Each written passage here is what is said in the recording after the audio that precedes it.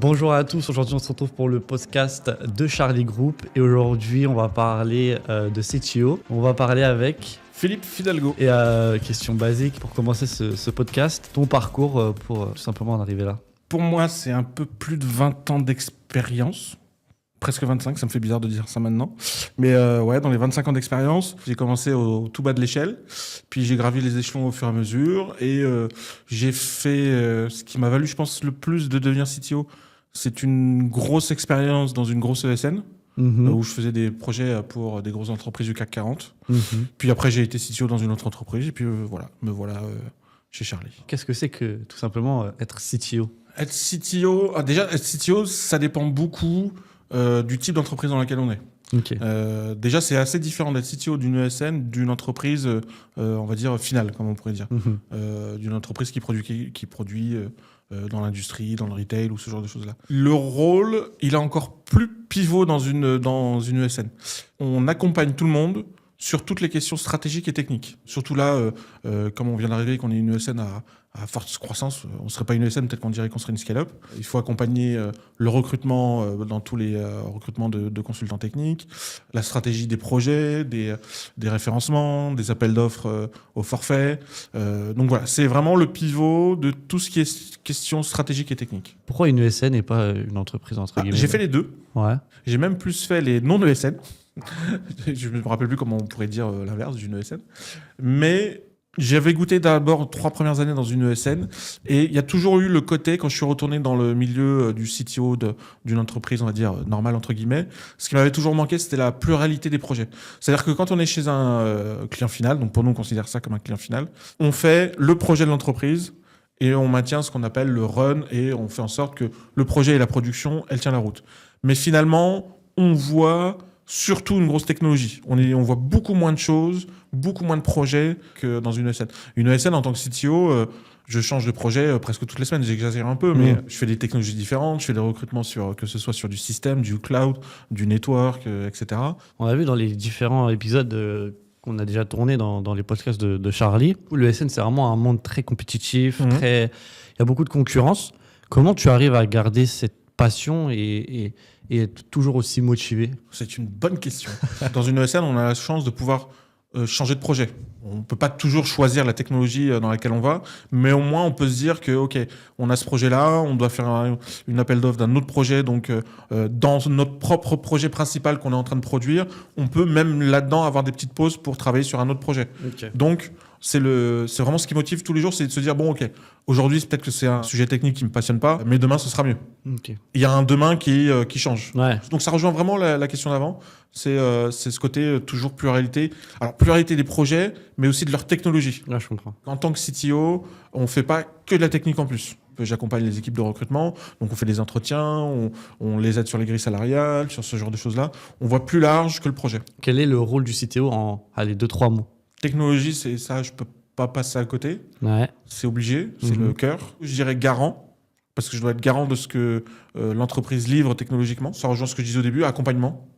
On passe plus de temps à accompagner les autres qu'autre chose finalement. Dans le monde actuel, quand on parle de technologie, souvent on parle d'IA. Quelle est la place de l'IA ? Est-ce que pour toi c'est quelque chose qui aide ou quelque chose qui aide mais qui également menace ? Je suis ce qu'on pourrait dire un IA optimiste. J'ai des craintes comme tout le monde, mais on va dire que nous, pour notre milieu, c'est plutôt une très grande ouverture, une très grande opportunité.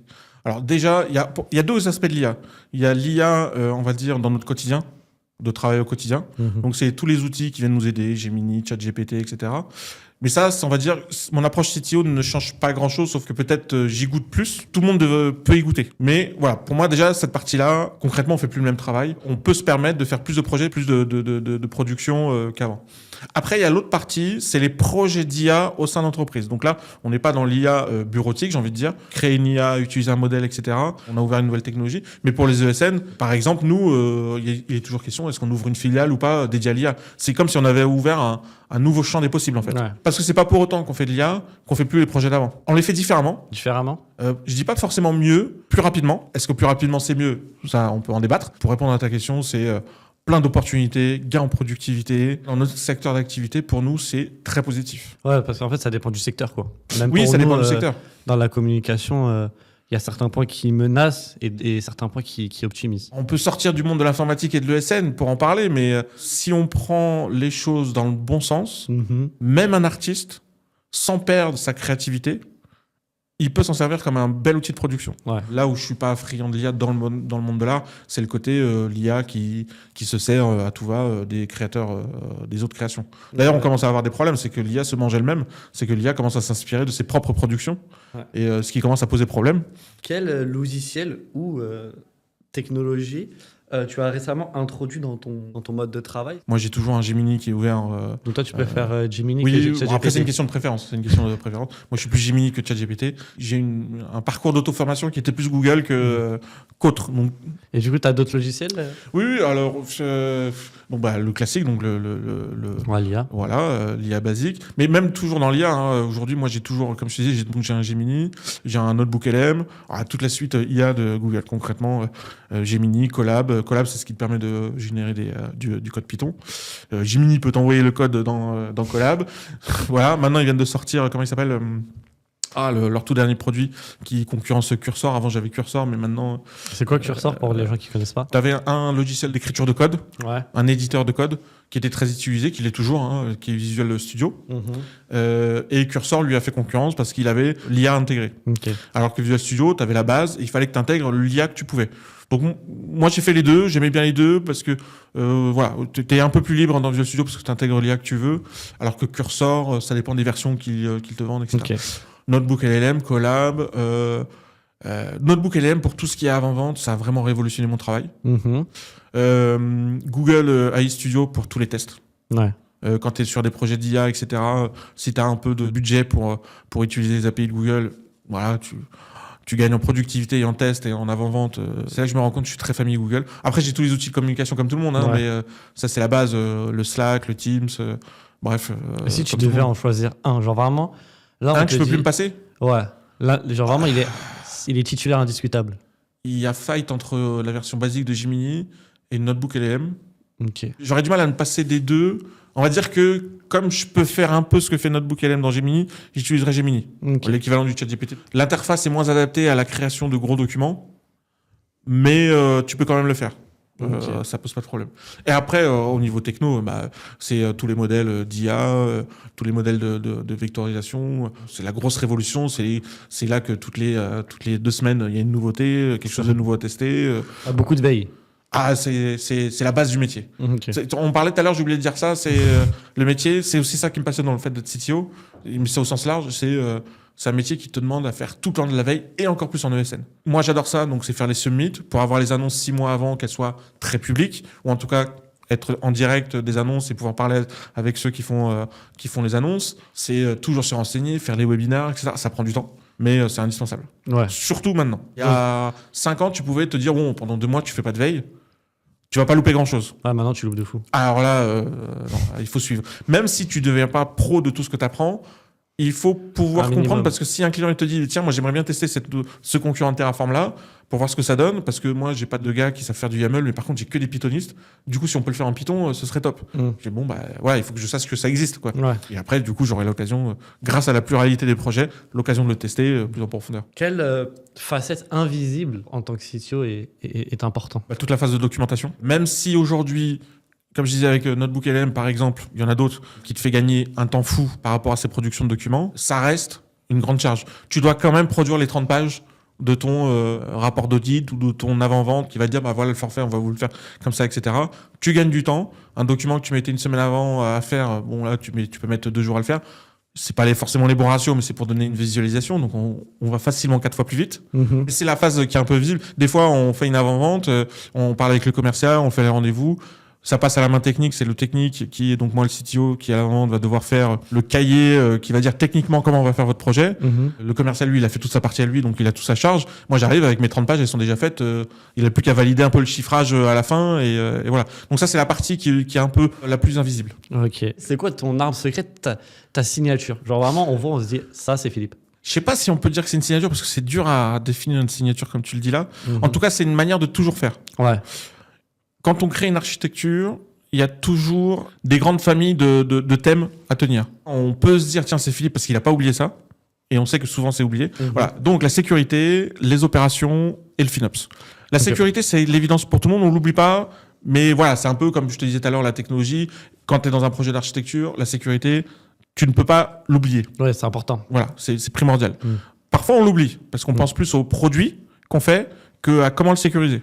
Ces 3 piliers, c'est des piliers qui accompagnent le projet, c'est-à-dire tu as le métier, c'est primordial, etc. Mais ça, pour moi, je le mets pas dans ces 3 piliers-là parce que évidemment que tu vas le faire.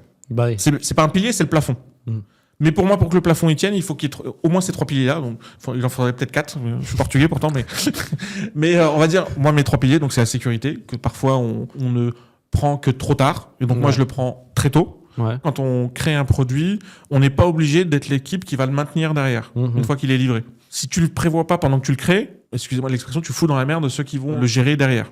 Donc, il y a toujours une partie de OK, on va créer ça, mais comment on va le maintenir derrière? Comment on va le gérer? Et le FinOps, c'est celui-là qui fait 2 piliers, tu vois, qui rattrape les autres. Il y a une époque, j'ai connu l'époque où tout le monde allait, comme aujourd'hui dans l'IA, tout le monde va dans le cloud à tout va, sans forcément calculer. Et il y en a beaucoup qui sont revenus, qui ont refait plus de projets on-prem parce que les coûts non maîtrisés. Le FinOps, ça n'a pas été pris au sérieux, du coup, on voit les factures qui tombent, mais on sait pas ce qu'on paye. Avant, on savait qu'on achetait un serveur et il était physique, il était là, on l'amortissait d'un point de vue comptable, etc. C'était clair pour le directeur financier. Là, il voit juste une facture très floue pour lui, etc. Bon, de moins en moins, évidemment, parce que j'ai pas inventé la roue. Avant, on le mettait qu'à la fin du projet. C'est-à-dire, bah voilà, c'est livré. Bah maintenant, on a estimé que ça allait vous coûter tant. Maintenant qu'on vous l'a livré, on va penser à comment le surveiller. Là, c'est dès le début. C'est-à-dire, est-ce qu'on va mettre des quotas? Quel est le budget qu'on prévoit? On fait le projet aussi en fonction du budget. Et non pas, je fais le projet que je veux et après, il va falloir le payer. Et du coup, on peut dire que c'est un peu la signature. Après, il faut que le client le suive aussi. Si le client il me dit, non, c'est open bar, c'est un POC. Ça peut arriver pour des POC, par exemple, des tests. On ouvre les vannes pour un mois parce qu'il faut qu'on teste le produit. Là, c'est différent. Donc là, le côté FinOps, on est à perte de toute façon parce qu'on ne sait pas si on va aller jusqu'au bout du produit. Ça dépend un peu des trucs. J'espère qu'en tout cas, tu rentres beaucoup dans les détails. C'est ça qui est important. Genre, on apprend vraiment du coup ton métier et ton secteur. Si tu devais faire un starter pack d'un CTO. Un bon Mac, un MacBook Pro obligatoire, un bel écran. Moi, j'ai besoin de l'espace. Sauf les trucs, tu vois, en fait, il faut les trucs clichés, tu vois, par exemple. Non, mais moi, tu veux te donner un cliché. J'ai 43 ans, il me faut encore mon cahier et mon stylo. Parfois, j'ai l'impression d'être un vieux à écrire encore sur un cahier. Ouais, moi, je te prends comme ça. Voilà, voilà, tu vois. J'écris encore, je fais encore des notes, je fais encore des brouillons. En plus, moi qui ai une mémoire à l'écriture, c'est encore pire. Si j'écris pas, je me souviens pas des choses. Allez, mon starter pack à moi et original, c'est mon cahier et mon stylo. Tu peux pas me l'enlever. Okay. Encore aujourd'hui, tiens, j'ai dit, vous avez un stylo? Je suis en panne de stylo. C'est vrai. C'était hier en plus. C'était hier. Quelle est la différence entre Charlie et les autres acteurs du marché? La force de Charlie, c'est presque pas Charlie, c'est les filiales. C'est-à-dire que on a Charlie Group pour qui je travaille, mais au-delà de ça, tous nos consultants, ils appartiennent à une filiale qui est spécialisée. Il y a Charlie Data, il y a Charlie Network, etc. Il y en a certains, peut-être qu'on peut le voir comme une division. Alors ça n'empêche pas que on puisse travailler ensemble. Il y a des projets, par exemple, tout projet de développement a besoin de sécurité, et donc on va faire travailler les digitales pour les devs, la data pour le stockage de la donnée, etc. et la sécurité pour sécuriser l'appli. On a des commerciaux et des recruteurs qui sont spécialisés dans chaque domaine, et donc on a une meilleure force de frappe dans chaque pilier de l'activité. Okay. Certains concurrents le font en mode BU. Nous, c'est encore plus spécialisé. Chacun a sa manière de faire, mais en tout cas, pour moi, c'est la valeur ajoutée de Charlie. Nous, oui, on est plus humain. On gère nos consultants. On essaie d'être le plus proche possible de nos consultants. Commercialement, et en tout cas, sur le marché, ce qui nous différencie, c'est plus cette spécialité-là. Là, imaginons, tu as des CTO devant toi. Et tu dois les convaincre de rejoindre Charlie et pas une autre. On fait des projets de tous les types. Ouais. En général, il n'y a qu'un seul CTO, donc c'est difficile ce que tu me demandes. On va dire que je recrute mon futur remplaçant. Non, un collègue. Ouais, d'accord. Un collègue. C'est que, en tout cas, au forfait, on a la pluridisciplinarité des projets. Dans une grosse ESN, par exemple, souvent, tu vas rejoindre une BU. On va dire, il y a moins de liens entre les BU. Tiens, un exemple qui est concret. Souvent, c'est le casse-tête de un DevOps ou un DataOps. On les met dans le système ou on les met dans l'équipe data. C'est pas parce que tu as un salaire qui est payé par data que tu vas jamais faire de système. Nous, souvent, ce qu'on dit, t'es un DevOps qui peut faire du DataOps. C'est à peu près les mêmes outils et c'est juste que tes partenaires sont différents. Est-ce que tu es un DevOps qui peut faire du DataOps ou tu es un pur DataOps qui veut pas vraiment faire du DevOps? Donc c'est ce qui va nous orienter. Demain, tu vas peut-être plus faire du code et faire de l'automatisation pour des data analysts ou des data engineers. Ça te changera pour une autre mission, etc. Et du coup, voilà, dans une grosse ESN, souvent tu vas être dans la BU système et tu feras que des projets système. Parfois, dans ton projet, vont venir d'autres des autres BU. Mais tu vas difficilement, toi, si tu as un métier qui chevauche plusieurs secteur, difficilement pouvoir aller à droite à gauche. Ok. On n'est pas fermé, on est ouvert à tout. Donc on a une grosse force de frappe grâce aux filiales pour le commerce et le recrutement surtout. Mais pour les consultants, c'est hyper volatile. Ok.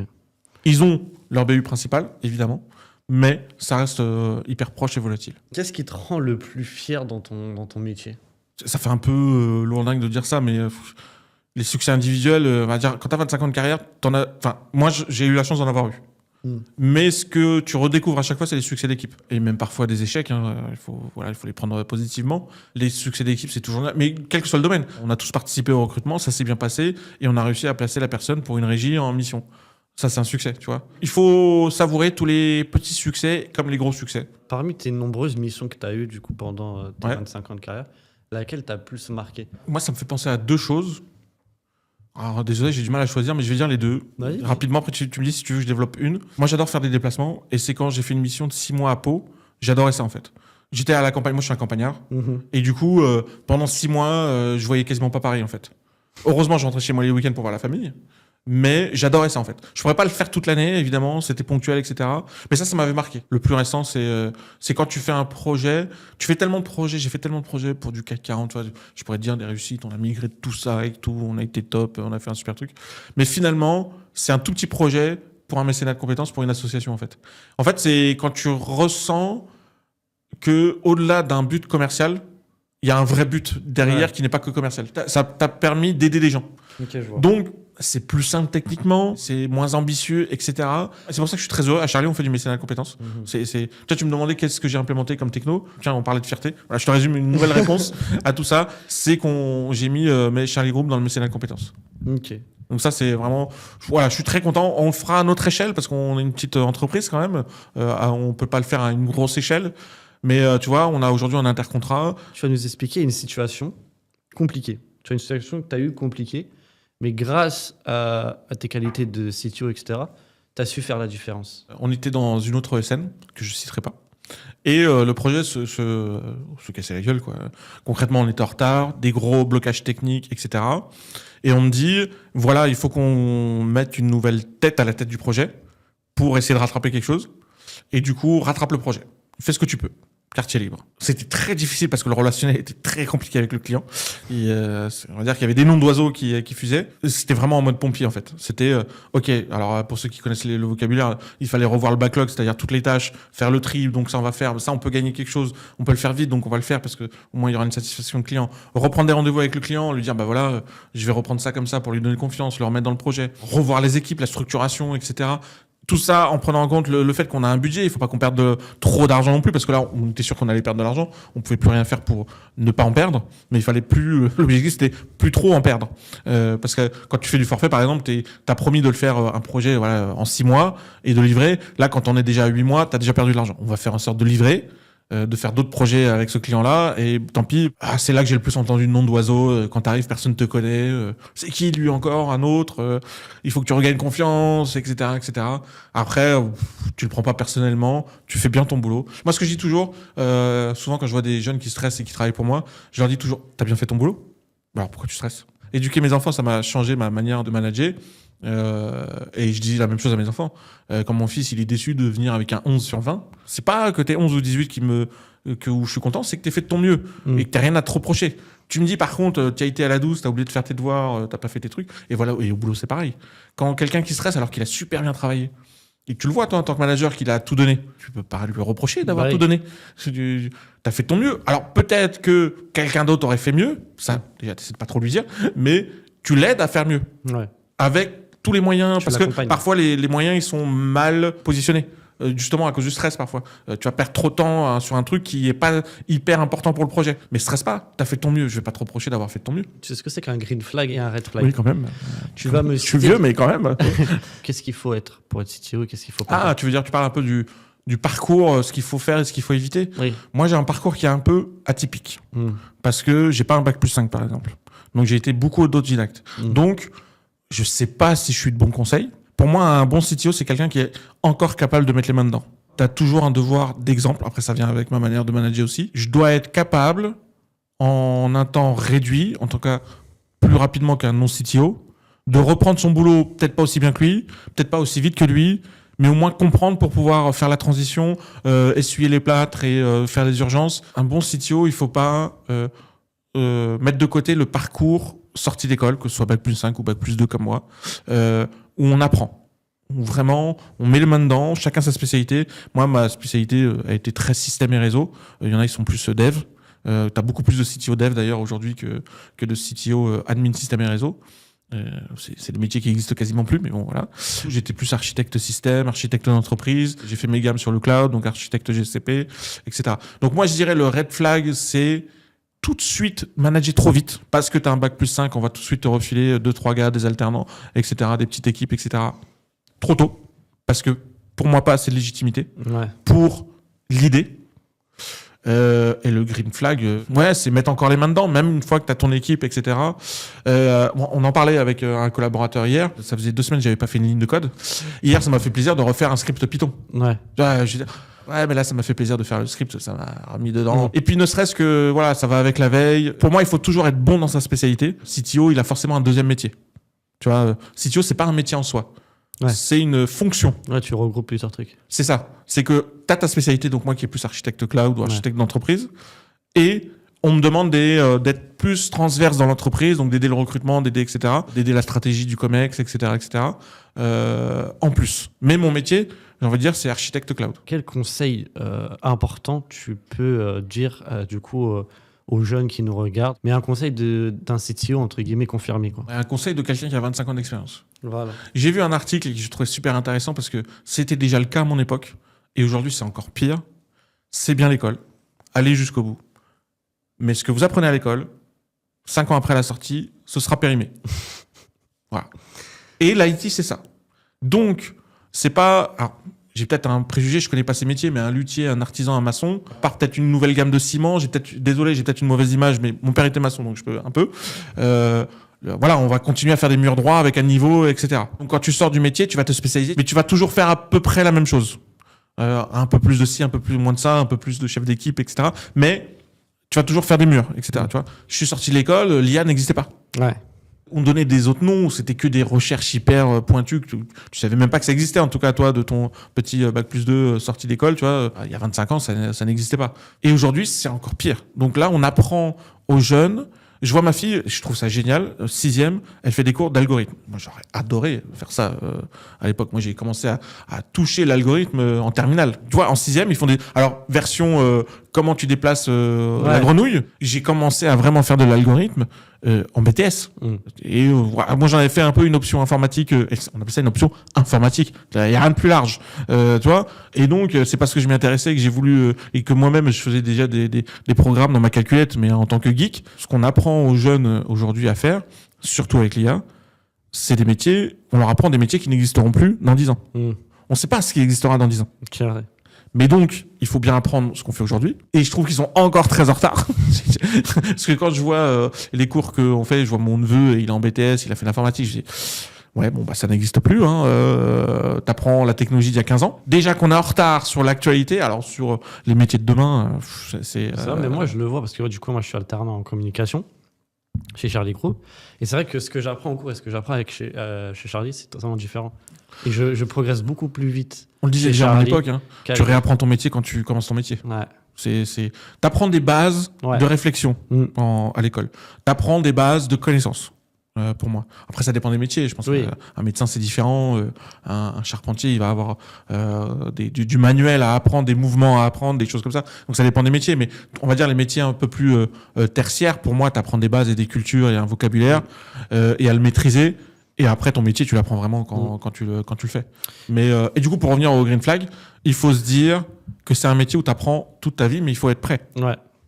On en voit, nous, dans les recrutements, des gens qui ont stagné et qui sont en grande difficulté.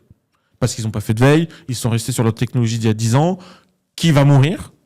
Et la reconversion technologique est très compliquée. Bah oui. Et le green flag, c'est se dire déjà ça quand on est dans les études.